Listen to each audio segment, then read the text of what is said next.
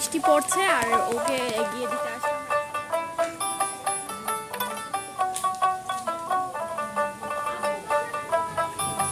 গত 4 দিন ধরে এত ঝড় বৃষ্টি দিচ্ছে আমাদের এখানে, ঘর থেকে তো বেরোতে পারছি না। আর বাইরের দেখো কি ঝড় ঝড়, আর যারা বাইরে কাজ করে তারাও যেতে পারছে না। তবে যারা যাওয়ার তারা তো যায়, তাদেরকে ঘরে বসিয়ে তো আর রাখা যাবে না, কারণ তারা যদি ঘরে বসে থাকে খাবে কি। আর আজকের ওয়েদারটা দেখো, একদমই ভালো না। আকাশে আবার মেঘ করছে, প্রচণ্ড বাজে ওয়েদার। প্রত্যেক দিন এই ঝড় বৃষ্টি আর ভালো লাগছে না। এই ঝড় বৃষ্টি আমাদের এখানে ঘর থেকে তো বেরোতেই পারছি না। তবে বৃষ্টি ভালো লাগে, যদি কাজ বাজ না থাকে বা বাইরে বেরোনো না থাকে তাহলে বৃষ্টি ভালো লাগে। বৃষ্টি মানে উপভোগ করা যায় সুন্দরভাবে। কিন্তু দেখো, এখন আমি ব্রাশ করছি। গুড মর্নিং সবাইকে।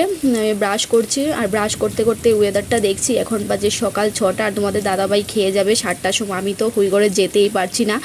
কি রান্না করব বলো? আজকে দেখি খই মুড়ি সেই মেখে দিয়েছিলাম গতকালকে, সেগুলো খেয়ে বলছে আজকে আমাকে ভাত রান্না করে দাও। কারণ যারা ভাত খেয়ে অভ্যাস তারা এইসব খেয়ে সারাটা দিন থাকতে পারবে না, ভাতই খাবে। আর এখন আমি যাচ্ছি, মাথায় একটা ওড়না পেঁচিয়ে নিয়েছি, গলায় মাথায়, কারণ কানে গলায় প্রচণ্ড ব্যথা। তারপর একটা ছাতা নিয়ে নিয়েছি, তো যাব এখন। Good morning, welcome back to simple house wife মন চ্যানেলে তোমাদেরকে স্বাগত।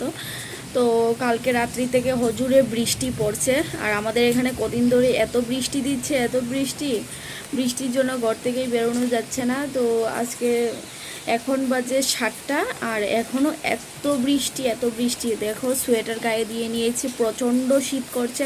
আর বৃষ্টির সাথে সাথে একটু একটু ঠান্ডা ঠান্ডা হাওয়াও দিচ্ছে, আর সেই সাথে সাথে শীত। তো যাই হোক, এখন যাব হুইগড়ে, গিয়ে একটু চা করব। আর এদিকে বৃষ্টি দিচ্ছে, বেশ ভালো লাগছে। বৃষ্টি দেখতে দেখতে চা খাওয়ার অনুভূতিটাই আলাদা। আর তোমাদের এখানে বৃষ্টি হচ্ছে কিনা কমেন্ট করে জানিও তো। তো অনেক জায়গায় বৃষ্টি হচ্ছে না, আবার আমাদের এখানে কিন্তু মোটামুটি প্রায় বৃষ্টি হয়েই চলেছে প্রত্যেকটা দিন। তার সাথে সাথে তো কারেন্ট চলেই যায় না। আজকে আবার কারেন্ট যায়নি। তো বৃষ্টির মধ্যে দেখি কি করা যায়, আর কি শেয়ার করতে পারি তোমাদের সাথে। তো চলো দেখতে থাকো পুরো ব্লগটা, আশা করি ভালো লাগবে। আমি রান্না করে চলে এসেছি, আর এদিকে পড়ছে বৃষ্টি। জানলাটা লাগিয়ে নিয়েছি, নাহলে হাওয়ার জন্য বাতাসে রান্না করতে পারবো না। তো এখানে ভাত বসিয়ে দিয়েছি, কারণ ও খেয়ে কাজে বেরোবে। আর এখানে কড়াই বসিয়েছি, আলু ভাজবো। এই যে আলু, এই আলুটা ভাজবো, আর সাথে ডাল আছে। আর মাছ তরকারি এখন করতে পারবো না, লতি কেটেছি। আর তোমরা কে কে লতি খেয়েছো আমাদের এই বছরে 3বার লতি এনেছে। এই যে এই লতিটা করব, তো এটাও কেটে নিয়েছি। আর এগুলো বসিয়ে তারপর চা খাবো। বাতের মাঠটা ঝরতে দেওয়া, তারপরে চা খাবো। আর তারপর এই লতি রান্না করব, আর ফ্রিজ থেকে মাছ বের করে তারপর মাছটা রান্না করব। আর এদিকে পড়ছে বৃষ্টি অজুরে, দেখি সকালবেলা আর ডালিয়া কিছু করতে পারি কি না আমার আর মেয়ের জন্য। তো যাই হোক, এদিকে তো বৃষ্টি পড়ছে, আর আমার প্রচণ্ড কানে যন্ত্রণা। কানে আমি কিছুই বুঝতে পারছি না, কিছুই শুনছি না। যাই হোক, দেখতে থাকো পুরো ব্লগটা, আশা করি ভালো লাগবে।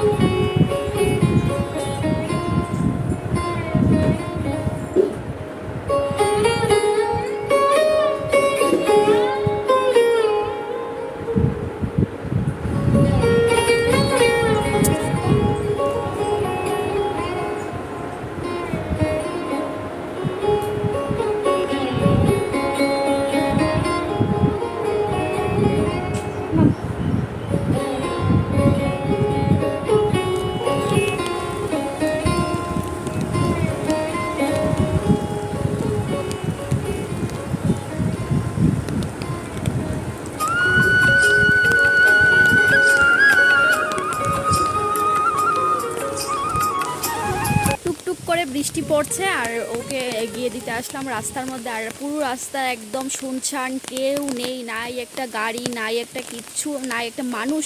পুরো রাস্তাটাই শুনশান। কিন্তু যারা বাইরে ঘরে কাজ করে, বাইরে যারা কাজ করে তাদেরকে তো বেরোতেই হবে। আর যারা সরকারের কর্মচারী, তাদেরকে তো আরও আগেই বেরোতে হবে। যারা এমনি কাজ করে তাদেরকে না বেরোলেই চলবে, কিন্তু যারা সরকারের কর্মচারী তাদেরকে ঝড় বৃষ্টি মাথায় নিয়ে বেরোতে হবে। তো যাই হোক, ওকে এগিয়ে দিয়ে আসলাম। ও এখনও যাচ্ছে, রাস্তার মধ্যেই আছে, আর আমি এখানে দাঁড়িয়ে আছি। ও পেছন তাকিয়ে তাকিয়ে আমাকে দেখছে।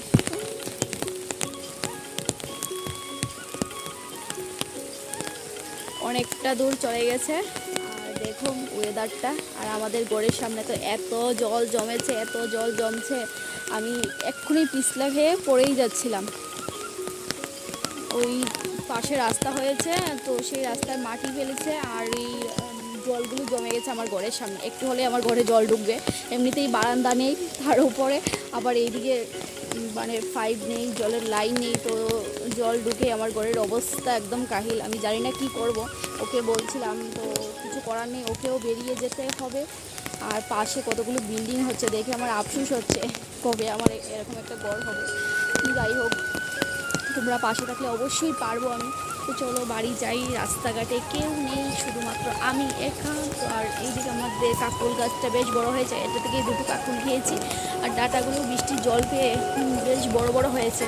আর এইদিকে লাউয়ের ডগাগুলো কিন্তু খুব সুন্দর আগা দিয়েছে, তো বেশ ভালো লাগবে। কিন্তু তোমাদেরকে ব্যাক ক্যামেরা করে দেখো। বৃষ্টির দিনের ওয়েদার সুন্দর, কিন্তু যদি সুন্দরভাবে উপভোগ করা যায় তাহলেই সুন্দর। আর দেখো, আমাদের এখানে তো বৃষ্টি একদম পচিয়ে দিচ্ছে, আর অনেক জায়গায় তো বৃষ্টিই হয় না। ওরা বৃষ্টির জন্য আকুল হয়ে বসে থাকে, কিন্তু আমাদের এখানে প্রচুর বৃষ্টি, ঝড় হচ্ছে। আর এদিকে দেখো পাশের বিল্ডিংগুলো হচ্ছে। আর এটা কিন্তু স্কুল একটা হবে, এই অঙ্গনওয়াড়ি যে স্কুলগুলো হয়, তো সেগুলো রাস্তার পাশে একটা স্কুল। আর এইদিকে দেখো, আর এখানে ডাটা ফেলছিলাম, অনেকগুলো ডাটা বড় হয়েছে, আর ছোটো ছোটো দানা উঠেছে, ছোটো ছোটো গাছ উঠেছে। আর বেশ ভালো লাগছে, যেই গাছগুলো খরার জন্য উঠছিল না, তো উঠেছে। আর এখানে লাউয়ের আগা দিয়েছে, এত সুন্দর টাটকা টাটকা সবজি, কুমড়োর ফুল এসছে দেখলাম। আর এখন যাব বাড়ি। এই ওয়েদারে খিচুড়ি খেতে কার কার ভালো লাগে, খিচুড়ি রান্না করব, তবে সেটা তোমাদের সাথে শেয়ার করব না, খাওয়ার সময় অবশ্যই দেখা হবে। আর আমার মুখে চোখের অবস্থা দেখো, সকালে উঠে মাথাটা কোনো মতে আশ্রয়েছিলাম, তো সেই চুলটাকে ভালো করে বাঁধতে পারিনি, এখন ঘরে গিয়ে চুল বাঁধবো। আর কিছু টুকিটাকি কাজকর্ম আছে, দেখি তোমাদের সাথে শেয়ার করতে পারি কিনা।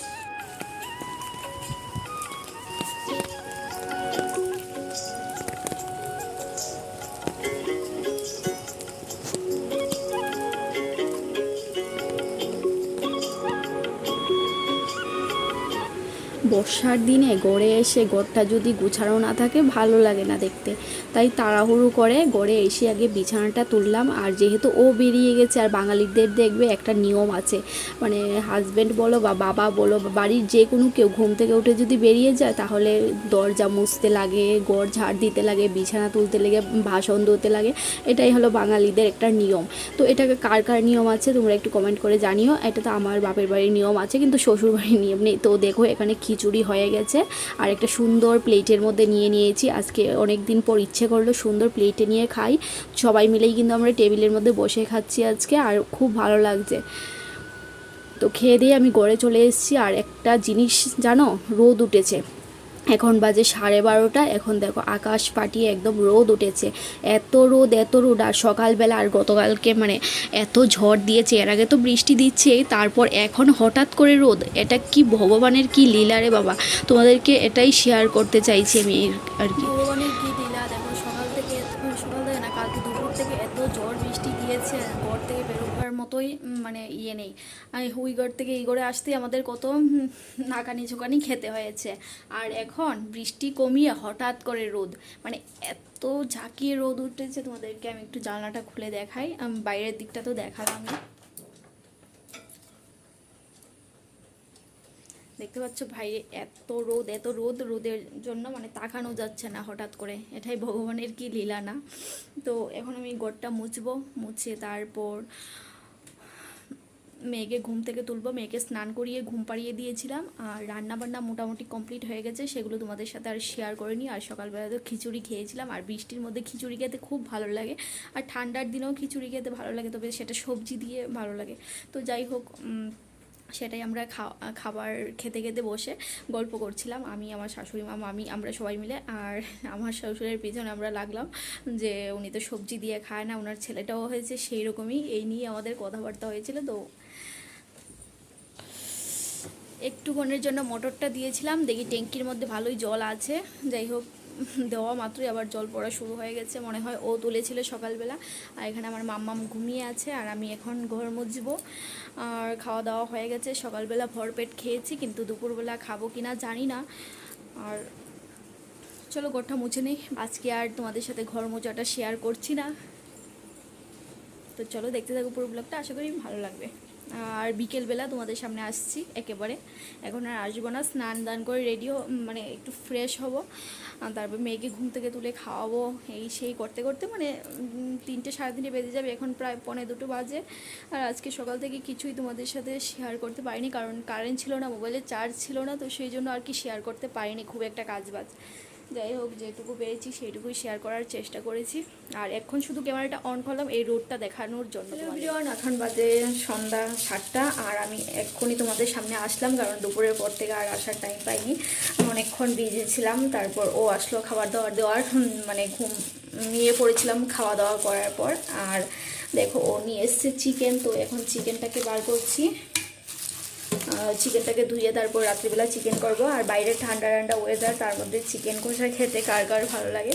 তো যাই হোক, আজকে খুব একটা চিকেন পাইনি, সেই অল্প পরিমাণ নিয়ে এসছে, মানে 1 কিলোর মতো নিয়ে এসছে। আমাদের তো 2-2.5 কিলোর মতো আনে, তারপর স্টোর করে রাখি, কিন্তু আজকে পাইনি, তো সেই জন্য আর কি 1 কিলোর মতোই নিয়ে এসছে। আর এখন আমি এইগুলো ভার করছি। মেলেছি এই পাখনা, শরীরে ঢাকনা ঢাকনা, বাজুক না বেল, শুরু হয়ে যাক খেল, জীবনটা পাল্টে যাক না। রোজকের গিন্নি, রোজকের গিন্নি, তেল নুন কড়াই, প্রতিদিন লড়াই, আজ ঘুচে যাক না। ডাস্টিং ইস্ত্রি, গ্যাস ধোপা মিস্ত্রি, ভুলে ভুলে থাকে না। রোজকের গিন্নি,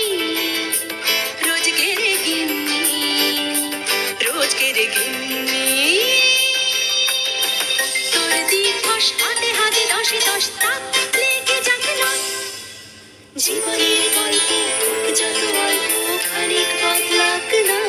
রোজকের গিন্নি। তোমাদের বাড়িতেও কি এরকম একজন ছোট্টখাটো হেল্পিং হ্যান্ড আছে? আমাদের বাড়িতে কিন্তু আছে, আমাকে প্রত্যেকটা কাজে হেল্প করে, প্রত্যেকটা সময় আমাকে মানে লোনলি ফিল করায় না। তারপর মানে প্রত্যেকটা বেলায় সারাক্ষণ আমি যদি স্নান করতে বাথরুমে ঢুকি, তাও বাথরুমের দরজা থেকে মা মা মা মা একটা শব্দ আসে।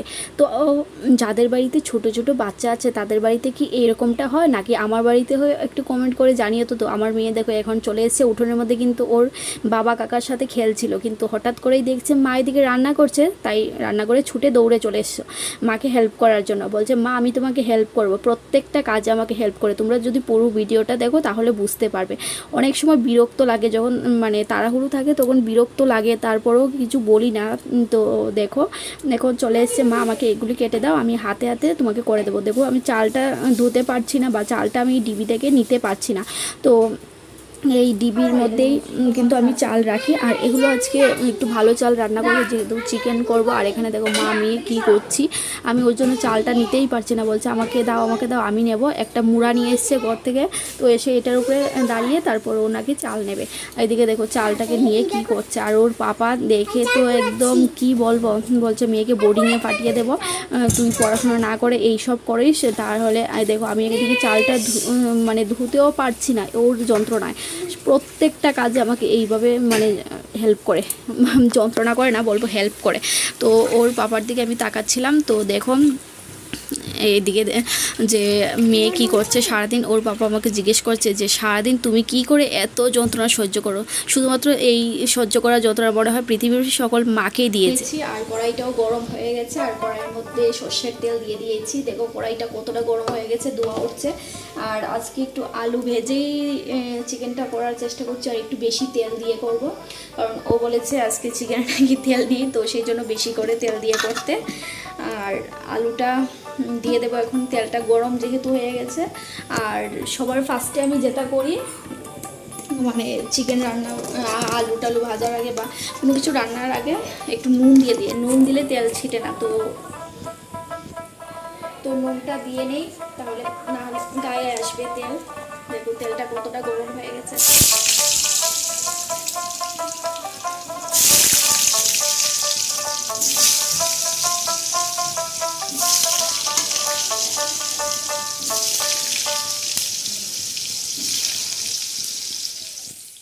আলুটাকে আমি নুন হলুদ দিয়ে ভালো করে লাল লাল করে ভেজে নেব। আর অনেকটা তেল দিয়েছি, দেখো আলুটাকে একটু লাল লাল ছেঁকে তুলবো, লাল লাল ভাজবো। আর এখন আমি গ্রাইন্ডারে মশলাটা করব, যেহেতু এখন বাজে রাত্রি প্রায় 9টা 15 বাজে। তো এখন আমি গ্রাইন্ডারটার মধ্যেই মশলাটা করে নিই।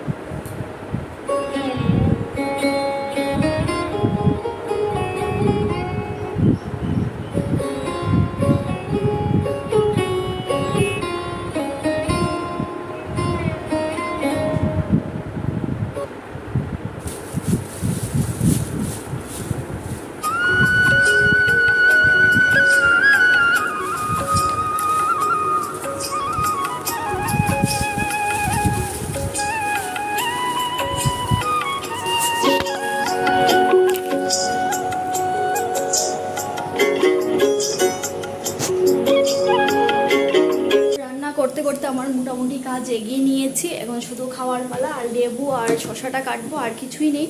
আর স্ল্যাবটাও মুছে নিয়েছি। আর চার বাসন ছিল সেগুলো সিঙ্কে তুলে দিয়েছি, মানে বাসনে রেখে তুলে দিয়েছি। আর সিঙ্কে কিছুই নেই। তো আর কিছুটা কাপ টাপ ওই স্ল্যাবের উপরে রাখলাম, সকালবেলা লাগবে চা খাওয়ার সময়। আর এদিকে আমার ভাত হয়ে গেছে, এখানে ভাত হয়ে গেছে, কুকারে করে নিয়েছি। আর এখানে মাংসটা হচ্ছে, তো হয়ে গেলেই আমরা এখন খাবো। মাংস থেকে অনেকটা জল বেরিয়ে গেছে।